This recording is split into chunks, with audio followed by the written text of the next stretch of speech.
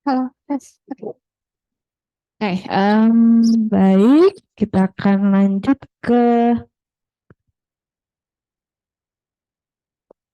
sebentar ya, kita tunggu 2 menit lagi biar ini, eh, karena, karena nanti saya coba cek di ruang Zoom sudah ada orang tua siapa.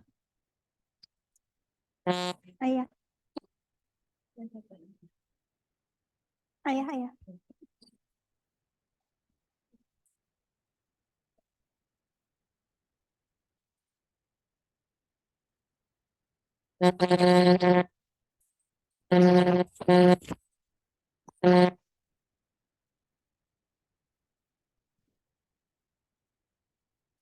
Tes.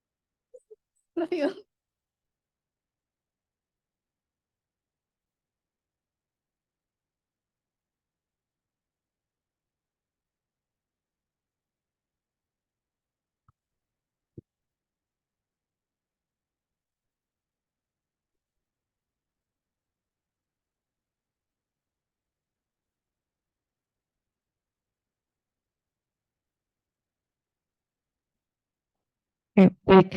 Assalamualaikum warahmatullahi wabarakatuh.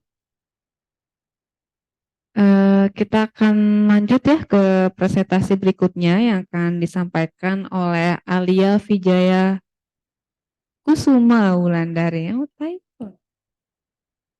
Kusuma. Kurang Kusumanya. Kusuma. Kusuma. Iya. Nggak bisa mengkritik orang ini. Ternyata ya, semuanya. Oke, siap. Jadi waktu presentasi Alia selama 20 menit dan akan lanjutkan dengan sesi tanya jawab diskusi selama 15 menit. Waktu dan tempat kami persilakan kepada Alia. Baik, terima kasih Bella. Assalamualaikum warahmatullahi wabarakatuh.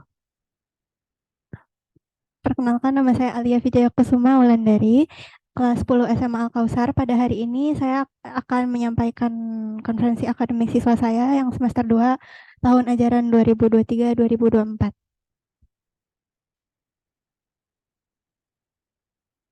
Pada tahun ini, jadi nanti saya bakal menjelaskan pelajaran apa yang saya minati selama semester 2 ini, juga menjelaskan 4 aspek pemahaman saya, juga refleksi saya terhadap sikap belajar. Pada semester ini saya memilih topik biologi lingkungan. Alasannya karena selama semester 2 ini utamanya itu belajar biologi lingkungan, terus secara generalnya topik besarnya itu, terus nanti banyak anak-anaknya gitu. Karena itu mencakup semua materi semester 2, makanya saya milih biologi lingkungan. Terus saya juga merasa kalau misalnya saya sangat amat perlu pendalaman lebih lanjut mengenai biologi lingkungan. Juga saya tertarik dengan lingkungan khususnya di daerah perairan. Salah satunya juga tertarik dengan eutrofikasi. Makanya saya memilih topik biologi lingkungan.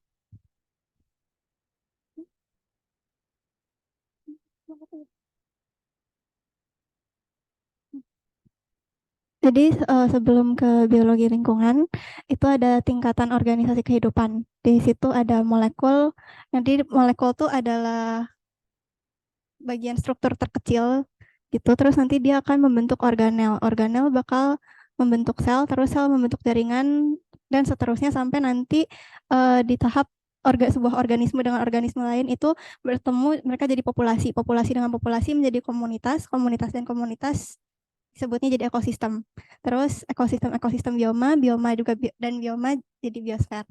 Terus di sini itu lingkungan itu bisa dibilang juga sebagai ekosistem. Jadi ekosistem itu adalah sebuah unit yang dibangun dengan adanya interaksi antara makhluk hidup dan makhluk yang eh, tidak hidup gitu. Jadi lingkungannya sama makhluk hidupnya, biotik dan abiotik.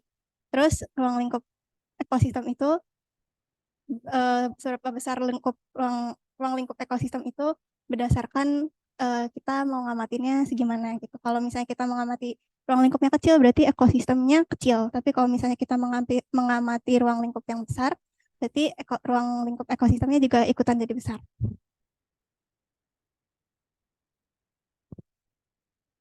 Terus seperti yang tadi dibilang, komponen ekosistem itu harus ada abiotiknya dan juga biotik. Nah, biotiknya itu bisa produsennya seperti tanaman alga gitu, tumbuh-tumbuhan alga dan lain sebagainya.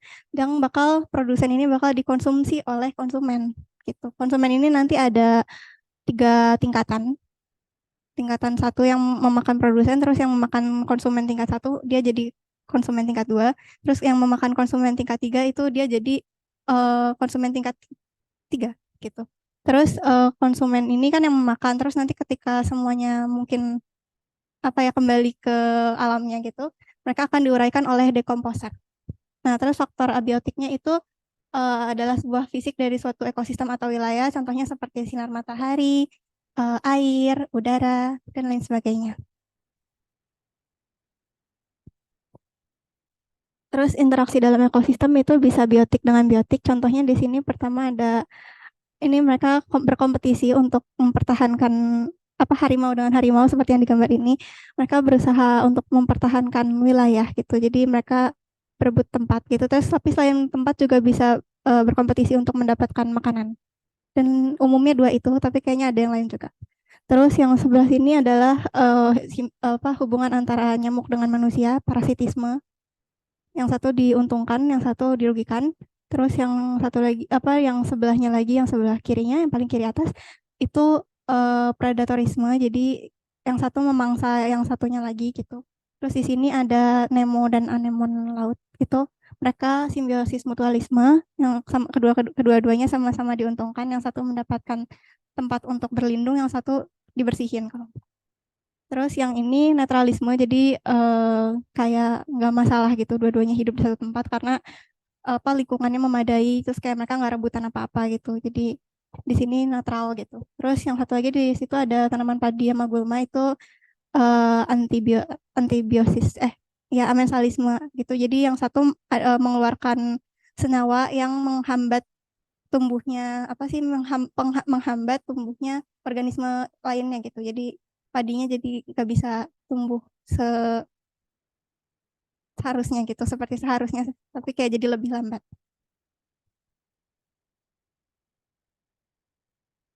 Terus kalau untuk interaksi antara biotik dan abiotiknya, di sini ada siklus daur biogeokimia yang dipelajarin juga di semester 2 ini. Em, yang pertama itu ada siklus nitrogen. Jadi dia ini nitrogen itu kan ada di udara, 78% di udara itu di atmosfer itu adalah nitrogen. Nah, terus nanti dia bakal melalui proses siklus nitrogen seperti di gambar ini. Terus nanti hasilnya pemanfaatannya ke manusia sendiri itu adalah dia nanti bukan manusia aja sih sebenarnya ke sel-sel hewan dan lainnya gitu. Itu mereka untuk sintesis protein jadi membantu pembentukan protein. Nah, terus ada siklus daur oksigen dan karbon dioksida juga. Terus ini pemanfaatan oksigennya untuk kita sendiri ada pernafasan, terus mengubah glukosa menjadi energi. Terus untuk karbon dioksida sendiri dia mengatur tingkat keasaman darah kita. Terus ini yang terakhir ini yang di sini yang saya masukin gambarnya adalah siklus daur air. Siklus air itu dia prosesnya ya seperti itu. Terus pemanfaatannya untuk manusia ya untuk hidrasi tubuhnya karena kan dari manusia sendiri berapa persennya cairan yang air gitu. Jadi kita sangat membutuhkan air. Terus ini berikutnya ada aliran energi dalam ekosistem. Jadi awalnya dari matahari itu ada 1 juta joule cahaya matahari energinya. Tapi ini yang trafik aliran energi itu, jadi dia makin ke atas tuh makin berkurang karena terjadinya pemborosan energi pada saat untuk mengalirkan energi tersebut gitu. Jadi pada prosesnya produsen itu ketika menyerap yang gitu-gitunya dia melakukan pemborosan sekitar 10 kali lipatnya. Jadi yang bisa dimakan sama kita tuh mungkin cuman jadi dia cuma punya 10.000 joule gitu karena jadi pemborosan energi tadi. Terus ketika dia ke konsumen primer dia juga terjadi pemborosan lagi jadi hanya 1000 joule dan begitu juga dengan ke atasnya sampai yang konsumen tersier. Cuman jarang sih sampai ke konsumen tersier gitu. Cuman kalau nyampe juga hanya 10 joule gitu karena pemborosan energi tadi.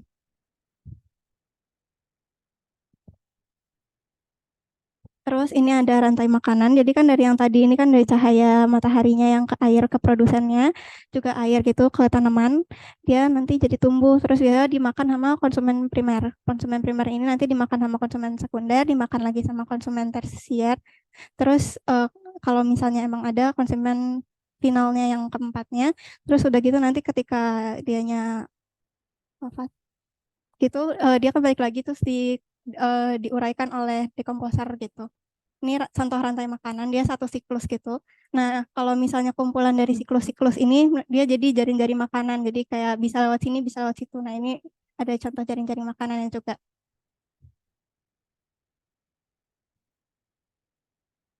Nah, terus kan tadi tuh ekosistem itu adalah sebuah lingkungan yang stabil gitu, yang damai interaksinya berputar siklusnya. Tapi ketika si buah siklusnya ini terganggu gitu, ada ketidakseimbangan, ada perubahan gitu, itu terjadilah perubahan lingkungan dan definisinya sendiri itu adalah berubahnya kondisi lingkungan ekosistem dari yang seimbang menjadi tidak seimbang. Terus faktornya bisa karena faktor alam yang tanpa campur tangan manusia, contohnya kayak bencana alam yang kayak banjir, terus gunung meletus dan lain sebagainya. Terus kalau misalnya karena faktor manusia itu ya berarti karena kita gitu, karena manusianya ini melakukan pencemaran, penebangan hutan dan lain sebagainya gitu. Terus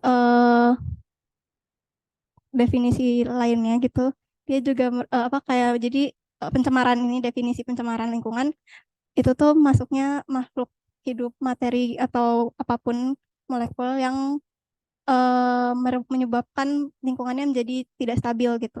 Tadinya kan dia stabil terus karena dikasih materi-materi yang tadi misalnya kayak kita bakar-bakar terus kan jadi ada asap-asapnya itu jadi kalau kebanyakan jadi nggak stabil lingkungannya nggak bisa ngembaliin lagi gitu.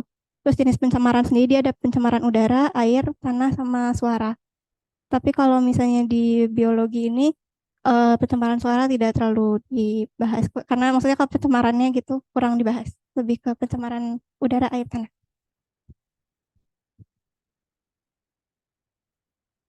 Untuk pengaplikasiannya saya memilih ini eutrofikasi. Jadi eutrofikasi ini definisinya sendiri itu kayak masuknya nutrien-nutrien terlalu banyak ke lingkungan perairan, daerah perairan sehingga eh, jadi terlalu banyak apa nitrogen sama fosfor. Terus jadinya bikin membentuk makhluk hidup baru, biasanya kayak eceng gondok atau kayak apa ya alga gitu. Jadi terlalu subur produsennya gitu. Nah ini kalau misalnya didiamin kelamaan, makhluk hidup di bawahnya bisa mati karena apa nggak bisa ngelihat matahari gitu. Terus mereka susah dapat makanan, dapat oksigen juga susah. Ini ada gambaran kalau misalnya dia yang normalnya itu misalnya harusnya kan pertumbuhannya seimbang, oksigennya masuk terus tanamannya sehat gitu. Terus kalau misalnya dia kemasukan limbah cair yang ada fosfor dan nitrogen yang terlalu berlebihan, jadi apa? Jadi di atasnya tumbuh alga, terus ganggang-ganggangnya juga mati, tanaman yang di airnya juga berkurang gitu, dan oksigennya juga bisa sampai ke tahap tidak ada gitu.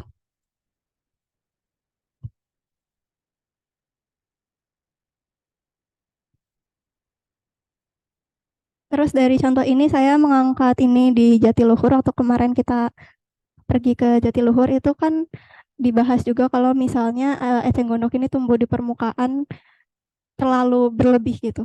Jadi dibilang juga kan kalau misalnya eceng gondok ini kemarin harus dibersihin 2 kali sehari gitu.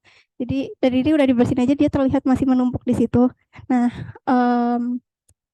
menurut saya itu sangat berbahaya karena di situ kan juga ada yang ini apa penangkaran ikan gitu. Terus di bawahnya juga banyak makhluk hidup lain. Terus dia juga ke bawahnya gitu kan apa si airnya ini harus mengalir gitu, harus mengalir untuk listrik. Terus nanti juga bakalan disampaikan ke apa sih apa air minum. Nah gitu. Jadi kalau misalnya si eutrofikasi ini berlebihan dan berlanjut dan tidak bisa ditangani juga sangat amat bahaya gitu karena ntar kita minumnya tidak bersih juga.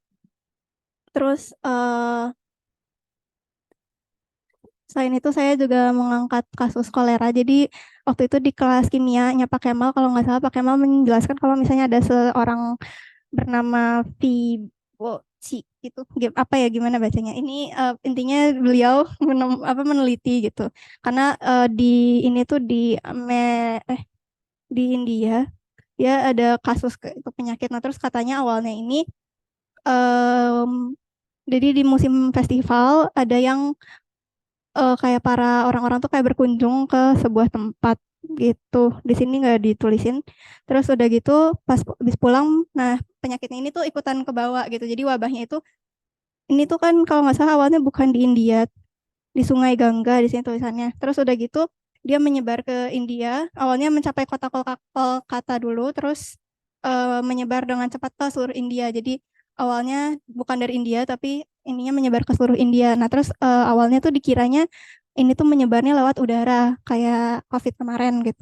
Terus setelah diteliti ternyata dia bukan menyebar lewat udara melainkan dia menyebarnya lewat air. Jadi ada yang ininya dari ditemukan. Jadi awal asal usulnya itu di kota kecil bernama Jesor, dia ada seorang anak bayi yang sakit gitu. Emang udah sakit kalau ini tuh sudah gitu fesesnya ini bercampur dengan air sumur sehingga air sumur ini tuh kan mengalir ke sungai dan jadi semua yang kena semua yang mengambil air dari si air sungainya ini juga yang saat itu ada festival tuh jadi nyebar gitu.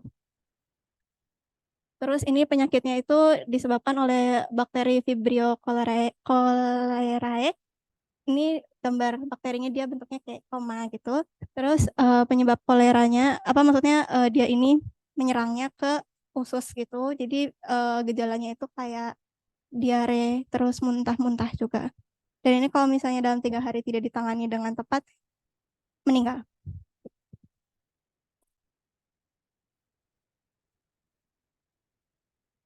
Nah, selama belajar ini selama 1 semester ini, saya merasa saya dapat mengetahui berbagai jenis perubahan lingkungan yang tadinya mungkin saya tidak terlalu aware, maksudnya tahu tapi nggak tahu namanya itu sekarang jadi lebih tahu. Terus juga dapat mengetahui daur biogeokimia karena itu hal yang paling barunya. Karena sama sekali belum pernah dengar, terus baru belajar di kelas 10 ini. Terus batasan pengetahuan saya tuh ngerasa saya mudah paham di kelas, mudah iya gitu bisa gitu. Mudah paham, mudah mengerjakan soal tapi nanti keluar kelasnya nggak lupa gitu. Jadi saya mudah paham tapi saya juga mudah lupa. Terus cara terbaik saya untuk menanganinya jadi saya berinisiatif untuk belajar lagi lebih lanjut secara mandiri. Untuk aspek empati, saya membayangkan, memposisikan saya jika saya adalah salah satu orang yang hidup di Jatiluhur kemarin. Kan kemarin kita naik perahunya, terus yang punya penangkarannya juga gitu. Kayaknya kalau misalnya airnya tercemar, saya akan sangat amat stres karena kayak, aduh ini ikanku tidak sehat gitu. Terus mau dijual juga nggak laku gitu kan. Terus penghasilan dari mana? Mau makan juga susah gitu. Jadi kayak pasti sedih banget, stres banget gitu. Terus kayak kan kemarin tuh saya ngeliat anak-anaknya gitu ya, ada yang main-main gitu di situ, kayak berenang-renang gitu. Itu kayak menyenangkan sekali ya kalau misalnya airnya ini penuh dengan eceng gondok atau kotor gitu.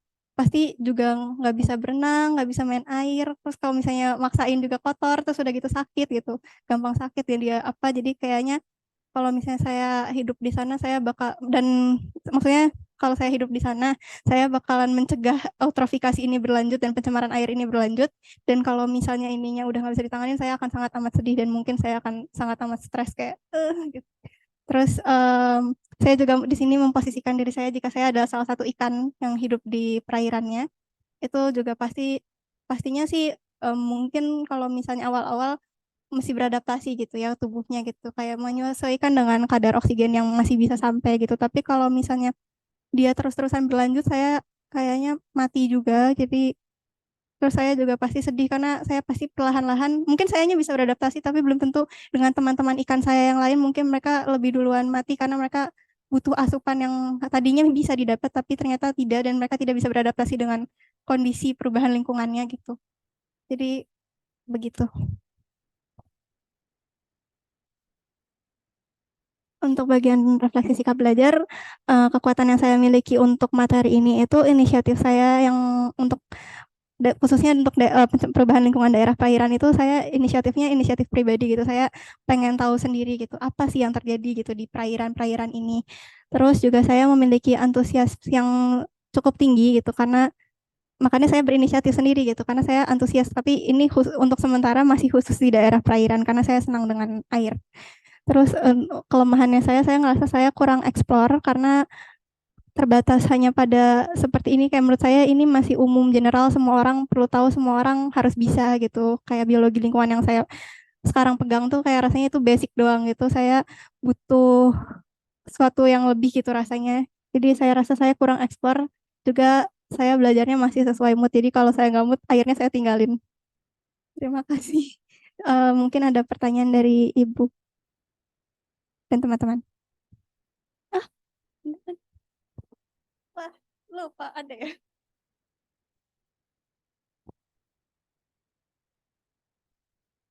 Eh, Tindak lanjutnya saya mungkin akan sangat amat sering merepotkan Bu Esti karena saya masih mau lebih lanjut meneliti perairan. Jadi saya butuh bantuan Bu Esti. Terus kalau dari ayah bunda mungkin didukung aja. Terus kalau mau beliin mikroskop boleh banget, tapi kalau enggak juga nggak apa-apa. Terus saya maunya dibikinin lab sih sebenarnya sama ayah bunda, tapi itu sepertinya sangat amat berat jadi nggak usah.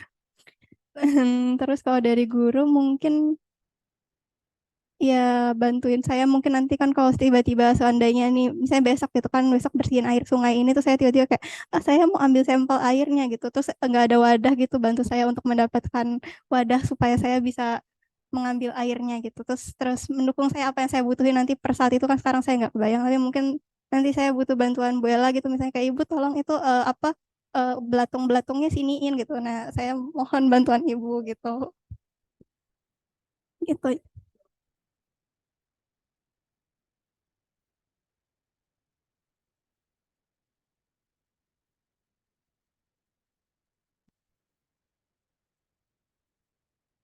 Hmm,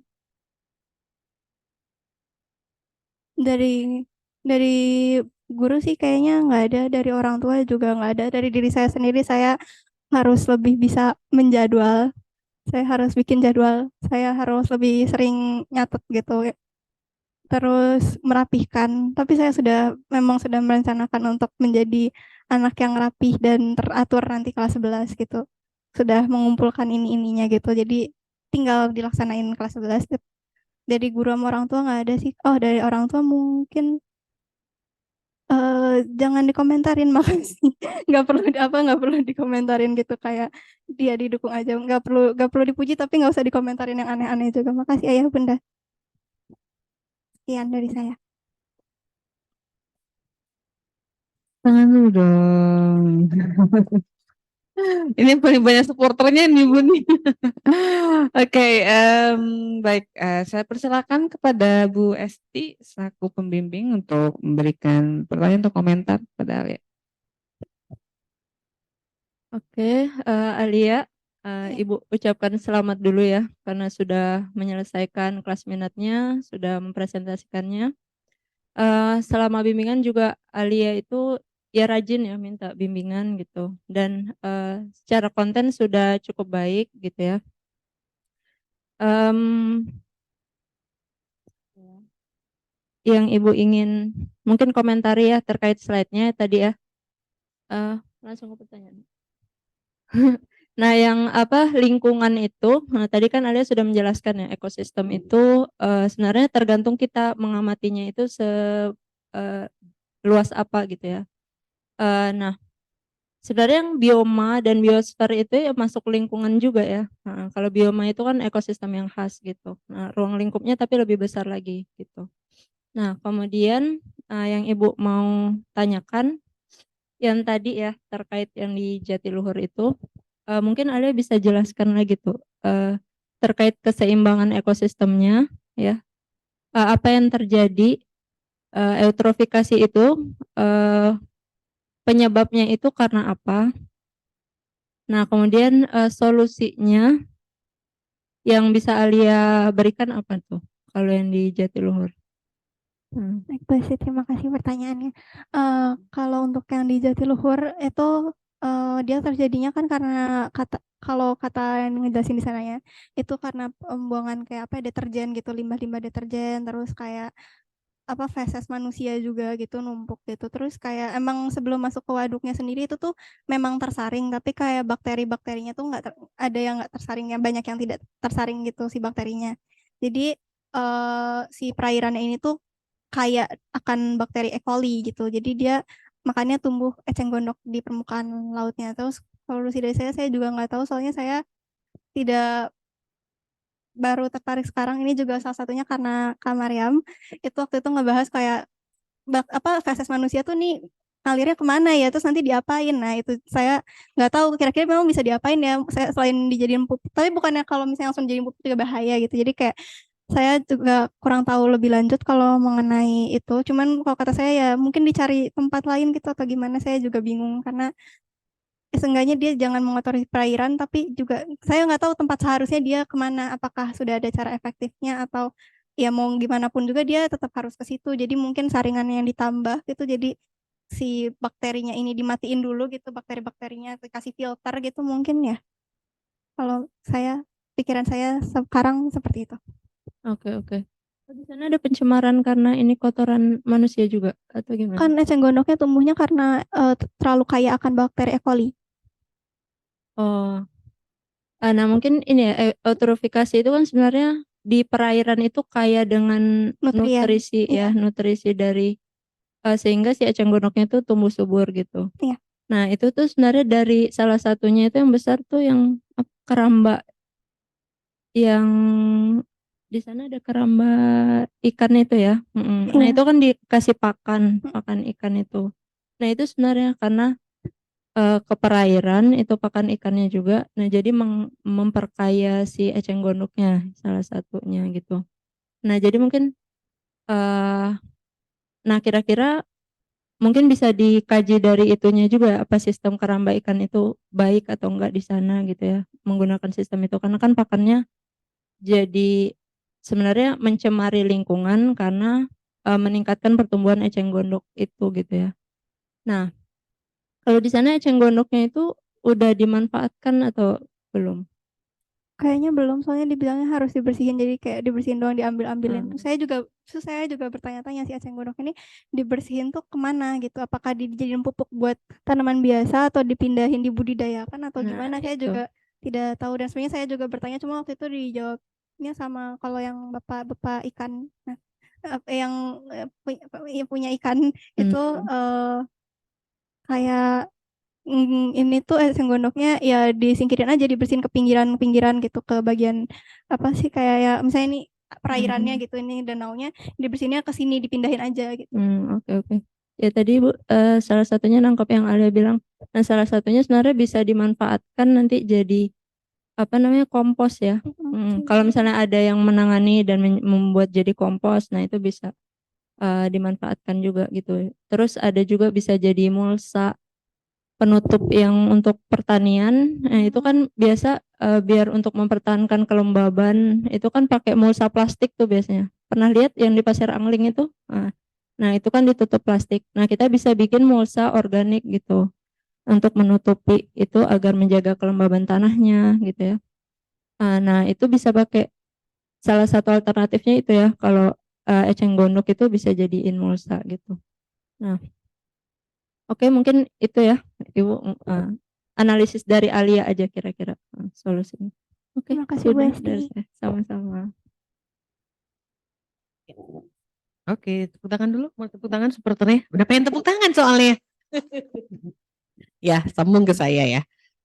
Kalau saya akan mengomentari untuk sikap belajar dan cara presentasi.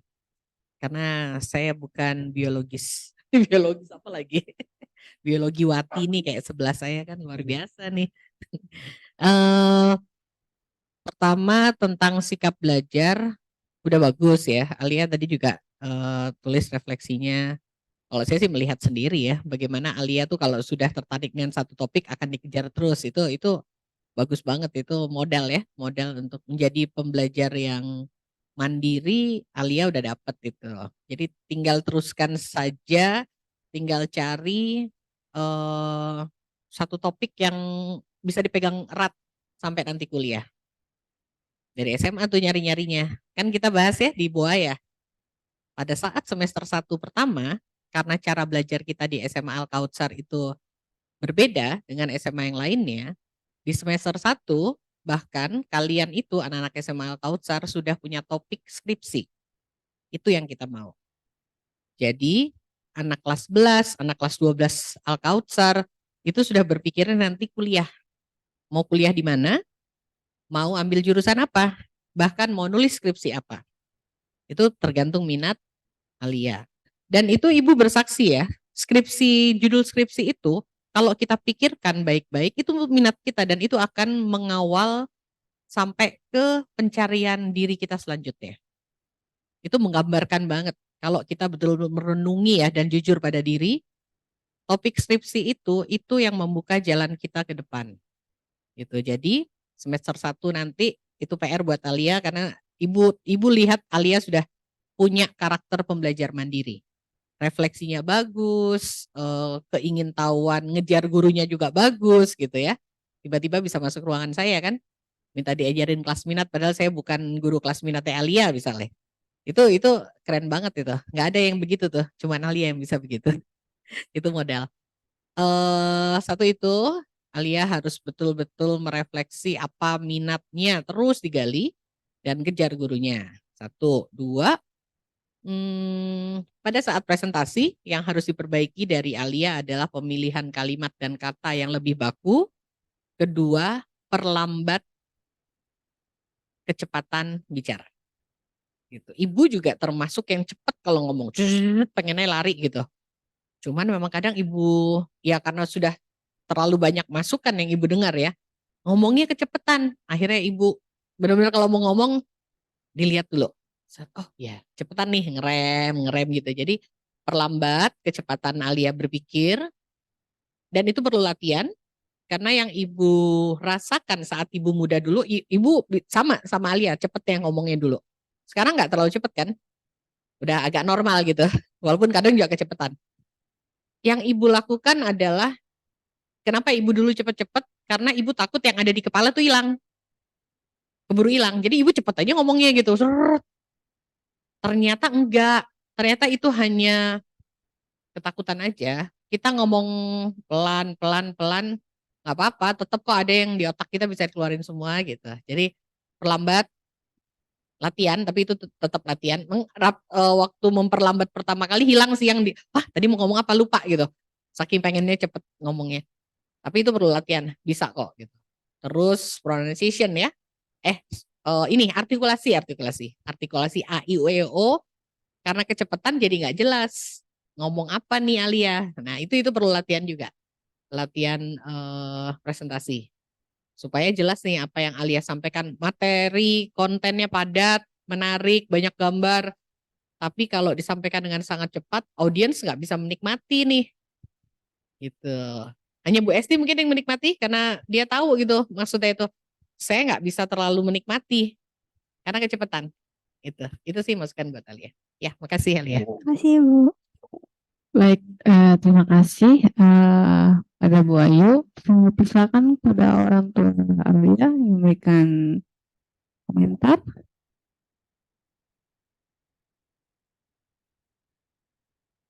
Tes. Ya, sudah masuk. Assalamualaikum warahmatullahi wabarakatuh. Waalaikumsalam warahmatullahi wabarakatuh.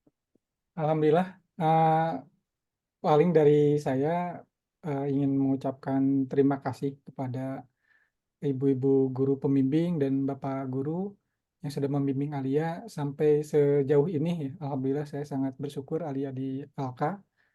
Dan saya mohon maaf banget jika Alia mungkin terkesan kayak debt collector ya Bu, ngejar-ngejar gitu. Kalau kemarin juga dapat cerita janjian sama Bu Esti padahal hari libur gitu. Saya mohon maaf banget gitu jika ada ketidaknyamanan dari sikap Alia gitu. Ya seperti tadi kata Bu Ayu ya, kalau memang sudah eh, fashionnya ke situ, apa seneng, sedang mood ke arah situ, memang Alia sangat sulit dibendung. Jadi kalau saya ikut support aja gitu, mendoakan semoga yang jadi lawannya Alia, temennya Alia tidak kenapa-napa. Gitu. Paling gitu aja. Terima kasih, atur nuhun semuanya. Assalamualaikum warahmatullahi wabarakatuh. Waalaikumsalam warahmatullahi wabarakatuh.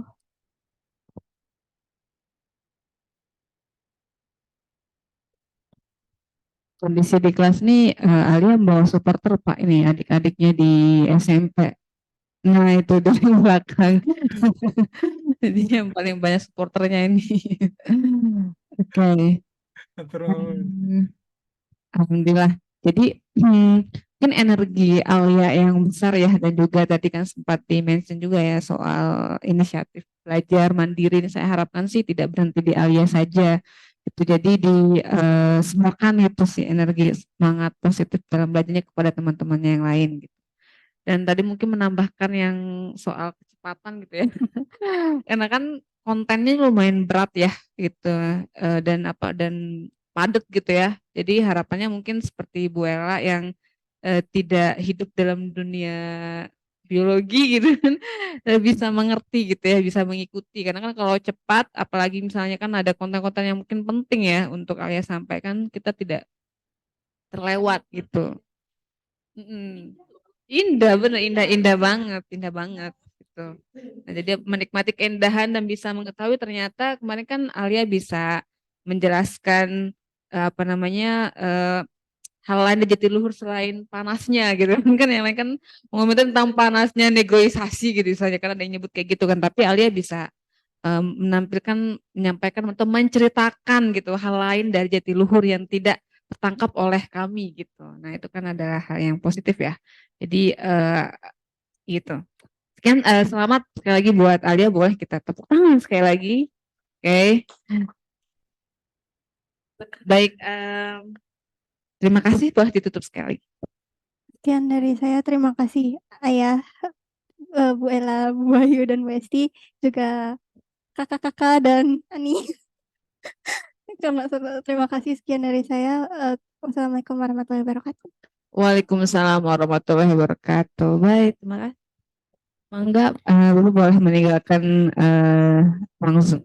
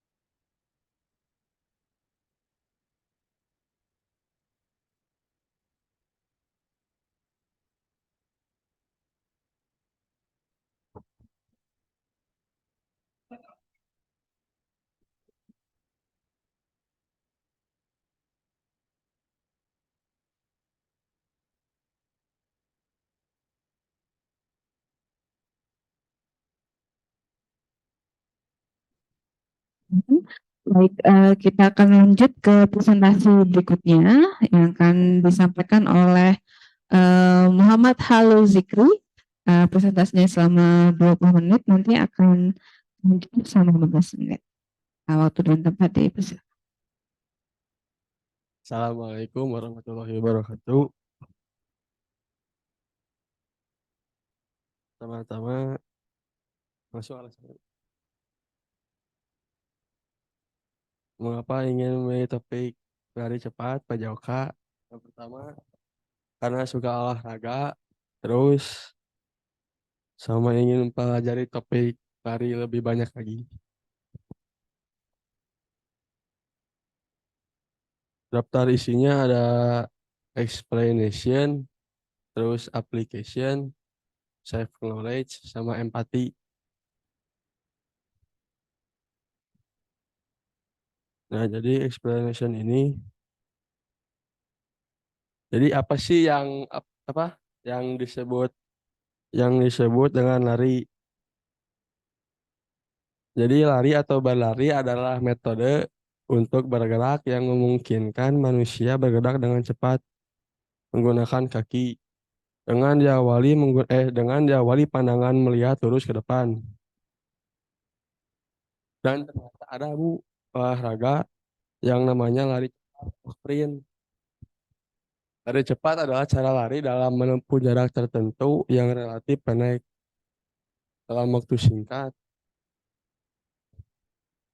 dan dengan kecepatan yang maksimal di garis start sampai finish.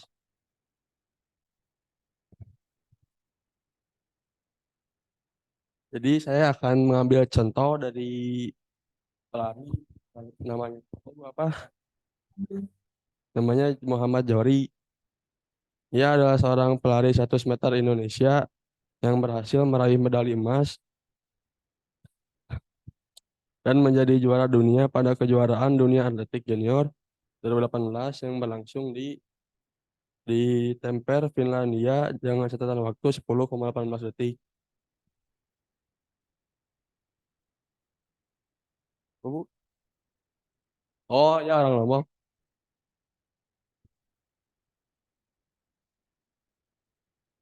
Terus lanjut Bu ke application.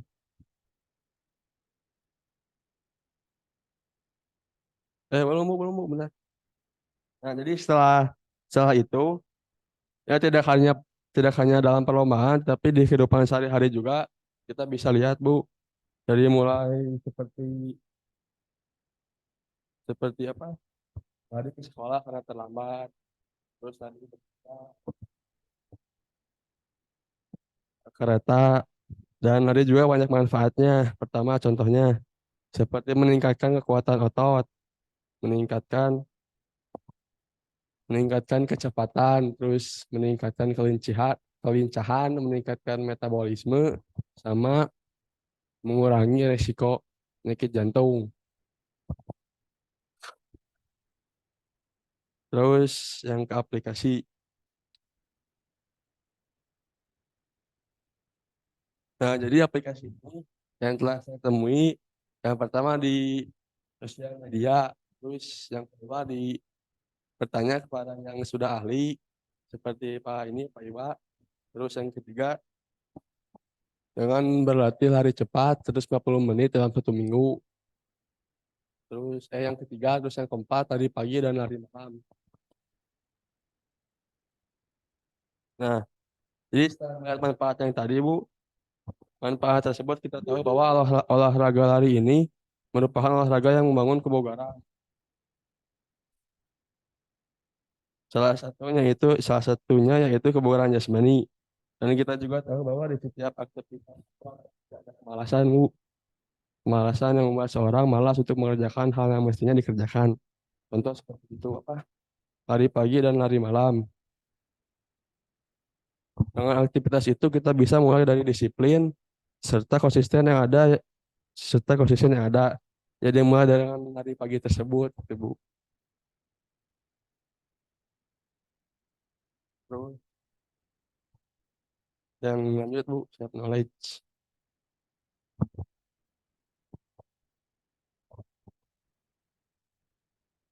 Self knowledge. Mungkin dari sini kita bisa lihat ada pertama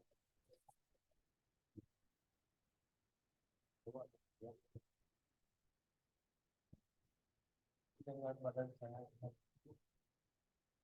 nah, kita berlari, tapi itu kalau kita kan saya bisa katakan yang disiplin orang-orang orang segala apa itu tujuannya? Bisa asalkan saya disiplin serta konsisten serta ada tujuan yang ingin saya capai. Seperti apa sih yang tujuan yang saya capai? Contohnya kayak berlatih setiap saat, terus konsisten, mempelajari cepat, dan memulai pola hidup yang sehat. Terus, yang terakhir empati. Ya, dengan ada rasa kepedulian terhadap orang lain yang membuat datangnya kesenangan dan kepahitan yang telah terjadi. Jadi, mungkin kali ini saya mengambil contoh dari Muhammad Johari ya, Bu ya. Ya, dengan kita memilih seorang, kita bisa memahami bahwa ada rasanya kesenangan dan kepahitan. Dan di kesenangan itu pun ada kepahitan yang dilalui. Kita ngambil Johari tadi, ya benar memang kita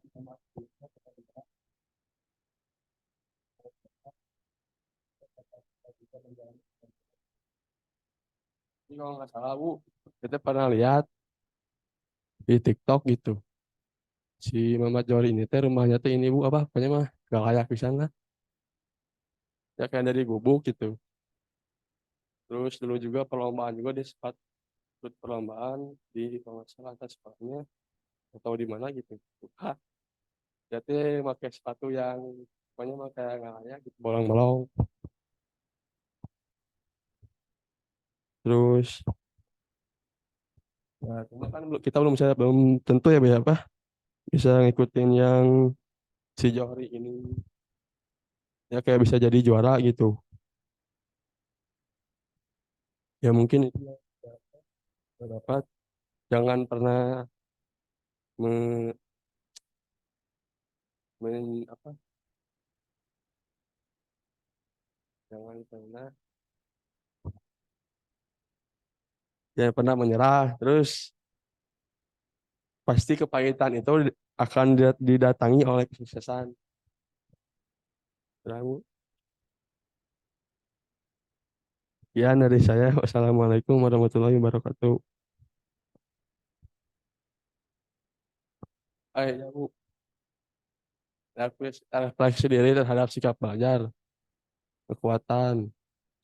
Kekuatan saya suka mendengarkan guru-guru. Terus kelemahannya suka ngantuk.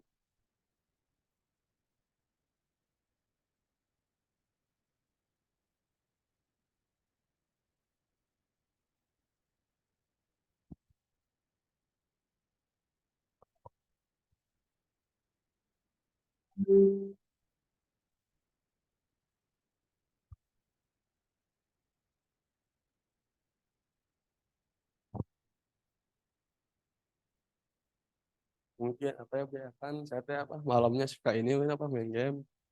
Ini suka ngantuk gitu. Ya, mungkin lain kali mah bisa tidur lebih awal gitu jam 9 jam 1.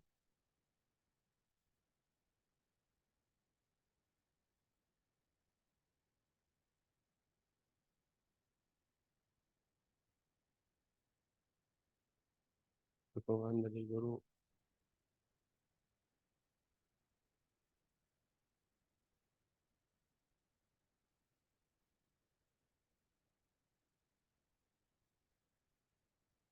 Wah, itu udah benar sih. Kayak ini.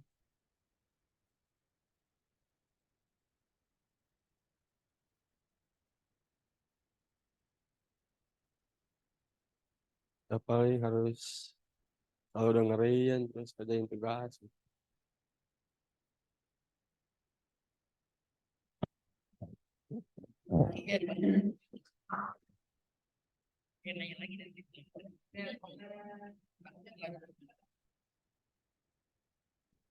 Oh iya, eh, dari bimbingan yang singkat kemarin dan tadi eh,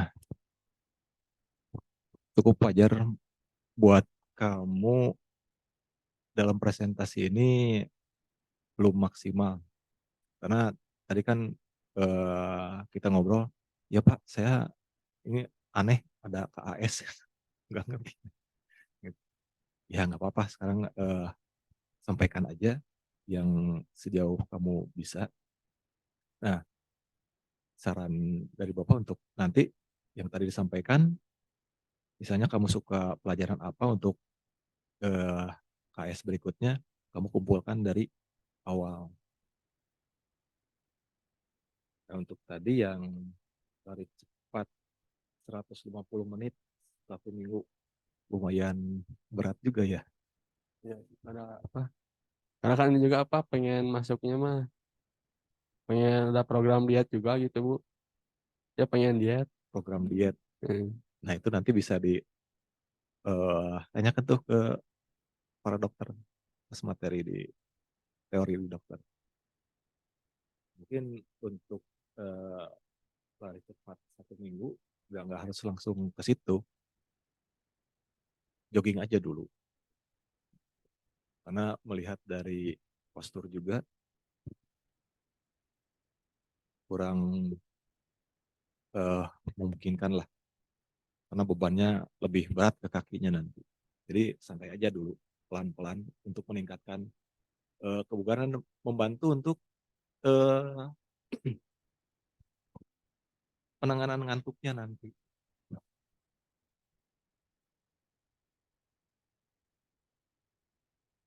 Ya mungkin itu aja dulu dari Bapak. Siapa? Terima kasih. Nanti selebihnya kita ngobrol lagi aja.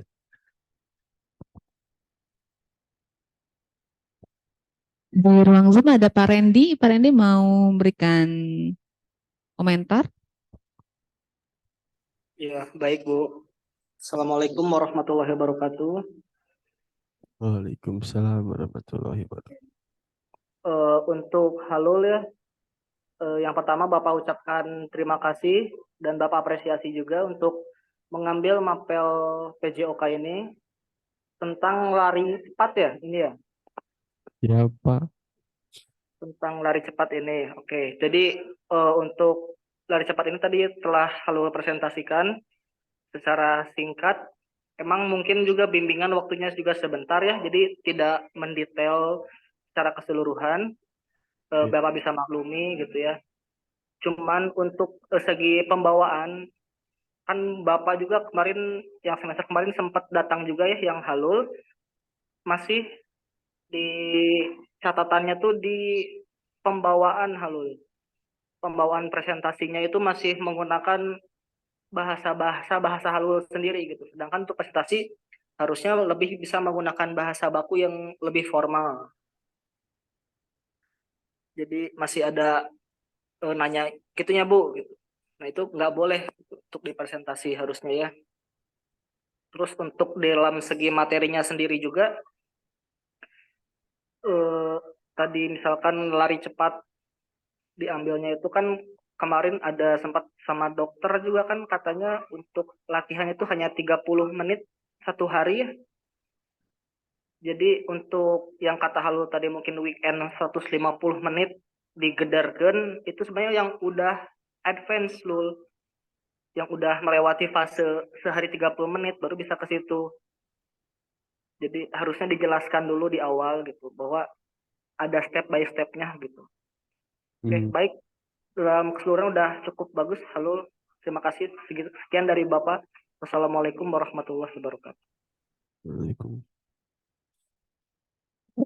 Ya, hatur nuhun Pak Randy sudah memberikan masukan yang sangat berharga. Halul, sekarang giliran saya ya. Pertama, Ibu mau mengucapkan selamat untuk halul. Bisa berdiri di depan, bisa presentasi, itu prestasi buat halul. Belum pernah kan di SMP? Belum pernah. Kenapa halul dikirim ke Al-Kautsar coba? Ke SMA Al-Kautsar buat apa? Kira-kira.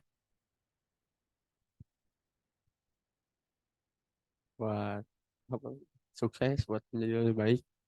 Betul. Halul dikirim dari SMP Lembang masuk ke SMA Al-Kautsar supaya Halul, karena orang tua Halul punya harapan yang luar biasa buat Halul. Halul anak pertama kan? Ya. Ya, harus ibu juga anak pertama loh. Anak pertama itu dituntutnya tinggi, lebih tinggi dari anak setelahnya. Anak pertama, orang tua nih ya, orang tua ibu, mungkin orang tua Halul juga bilang begitu. Nak, kamu anak pertama, harus jadi contoh buat adik-adikmu. Sering nggak kayak gitu bilang bapak atau ibu? Sering banget kan? Makin berat beban hidup kita. Betul nggak? Tapi orang tua juga support Halul, bantu Halul supaya Halul juga nggak stres-stres amat, menanggung hidup sendiri gitu, beban hidup. Karena itu Halul dikirim guys sama Al-Kautsar supaya Halul bisa belajar lebih baik. Jadi kalau menurut Ibu, Halul jangan sia-siakan kesempatan Halul ya. Ada di SMA Al-Kautsar. Kalau Halul masih bingung bagaimana belajar di SMA Al-Kautsar, Halul kasih tahu ke Ibu boleh. Kasih tahu ke Bu Ella sebagai wali kelas boleh. Kasih tahu ke Pak Lili sebagai wali kelas ya. Saya masih bingung nih. Guru ini ngomong apa nggak ngerti saya. Halul tinggal bilang, nanti kita bantu. Gitu ya Halul ya. Jadi jadi apa yang sebenarnya gini, pertanyaan Ibu gini. Apa yang Halul harapkan sama dengan pertanyaan Bu Ella tadi. Tapi mungkin pertanyaannya dibuat lebih mudah supaya Halul bisa menjawab. Menurut Halul, guru itu harus ngapain ke siswanya? Harus mengajar. Harus apa? Mengajar. Mengajar. Harus mengajar dengan baik gitu. Guru tuh harus ngapain sih ke Halul? Harus bantu apa ke Halul guru? Menurut Halul? Guru kan harus bantu siswa ya. Nah, menurut Halul, guru itu harus bantu apa supaya Halul bisa belajar dengan baik?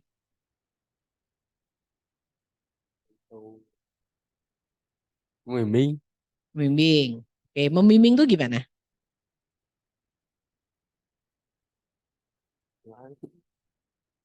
Menurut Halul aja. Ibu pengen dengar kata Halul, bukan kata ibu, bukan kata bapak ibu yang ada di sini.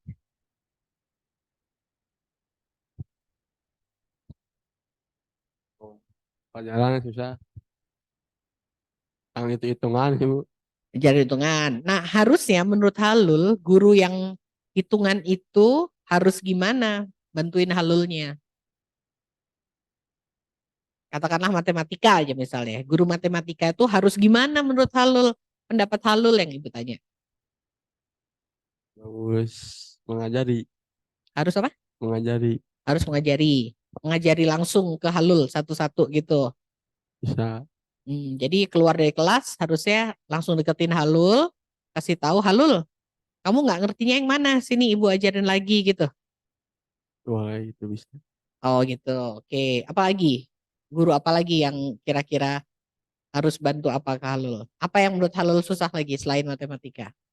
Fisika nanti mah nggak akan ketemu ya. Kimia kan halul masuk ke ekonomi rencana kan? Oh iya.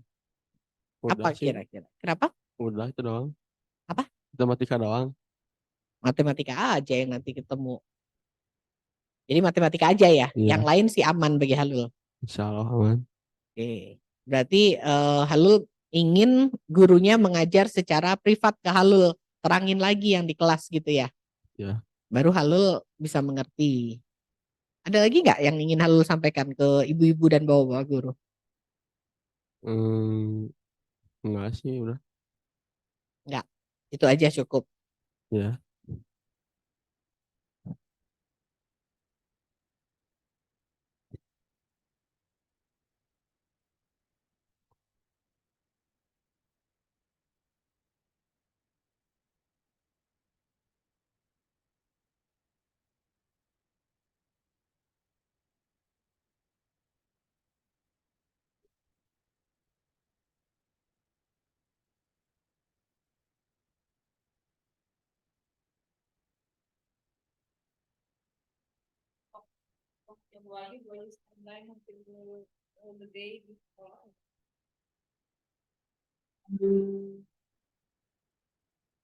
Itu ya Halul ya. Halul boleh ngomong apapun kebutuhan Halul supaya Halul bisa dibantu gitu. Dan satu lagi juga Halul sendiri juga harus merubah sikap belajar Halul. Halul misalnya nih, Halul harus bisa tidak main game. Main game itu hanya di Sabtu Minggu. Nanti nih ya, kalau kalau ada guru yang mendekatin ke Halul, Halul matematikanya belum jelas ya. Ibu jelaskan saya lagi ya, itu pasti Halul dikasih PR. PR-nya itu harus dikerjakan malam itu juga. Berarti kan Halul nggak bisa main game di malam itu. Apakah Halul siap? Siap. Dan gitu Oke. dong, Yung. Siap. Siap, insya Allah bisa. Insya Allah siap ya. Hmm. Oke. Oke, berarti Halul udah janji ya. Berarti untuk ini Ibu akan sampaikan ke guru matematika karena Halul akan ketemu matematika lagi. Di ekonomi pun banyak matematikanya. Jadi nanti ada dua malah, matematika dasar dan matematika bisnis. Dua-duanya matematika. Nah, Halul akan ketemu dengan guru matematika, Halul akan diajari secara pribadi dengan catatan dikumpulkan hari itu juga soalnya, berarti Halul udah janji tuh tidak akan main game malam itu. Nanti Ibu sampaikan ke para guru. Supaya, kenapa kita ngomong gini? Supaya Halul bisa terbantu nilai-nilai lebih baik. Halul kan banyak remetnya ya. Nggak enak kan remet? Enak kan remet? Apa enaknya remet apa coba? Ada nggak enaknya remet? Nah, Nggak ada. Nggak enaknya banyak nggak? ya. Banyak. Harus belajar lagi. Males banget sebenarnya. Jadi sebisa mungkin memang jangan remet. Tapi ya hilangkan kebiasaanmu main game di waktu malam. Boleh main kalau Sabtu malam Minggu, kenapa enggak ya? Minggu nggak boleh main lagi. Malam Minggu boleh. Gitu. Atur waktu lebih baik. Ya itu aja sih pesan saya buat Halul. Semoga KAS ini bisa memperbaiki cara belajar Halul. Halul bisa melihat minat Halul. Cara belajar juga lebih baik. Itu gunanya KAS Halul. Jadi jangan jangan merasa ih buat apa sih KAS? KAS itu perlu banget supaya guru-guru bisa melihat minatnya Halul ya. Dah itu aja. Terima kasih Halul. Ibu. Terima kasih. Ini saran dari orang tua ya, tidak bisa hadir ya karena apalagi ada proyek ya di gunung kata Ibu. Jadi tadi mendoakan semoga presentasi Halul lancar. Nanti kita akan kirimkan apa namanya rekamannya buat orang tua Halul.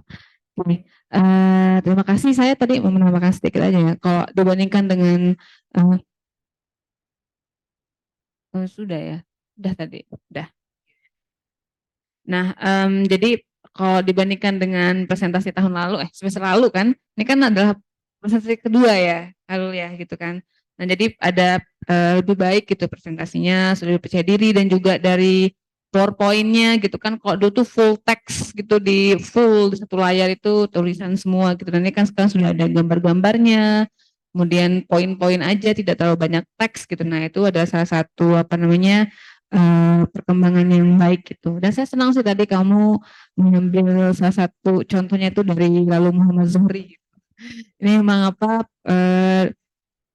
ya ya jadi dia Lalu Muhammad Zuhri itu dia tuh anak yatim ya, yatim piatu ya. Jadi apa namanya orang tuanya meninggal, kemudian tinggal di rumah yang ya memang tidak layak untuk dihuni gitu.